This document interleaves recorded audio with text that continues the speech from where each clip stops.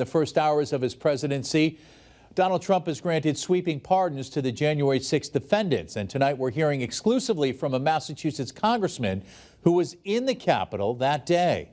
Congressman Richard Neal says he was on a call with the Secretary of State for Northern Ireland when the activity began at the U.S. Capitol. Neal tells Western Mass News that without an exit strategy, he mentally prepared for a possible physical confrontation back on January 6th.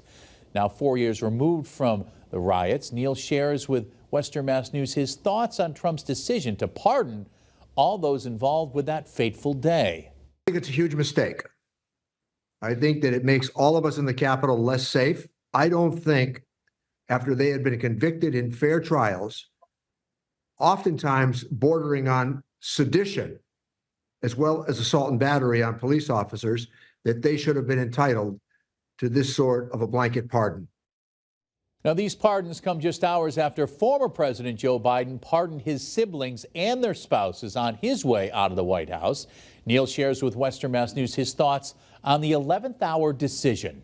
I think it's fair to say when you compare maybe the last 7 or 8 presidents that there has been a considerable expansion of the option.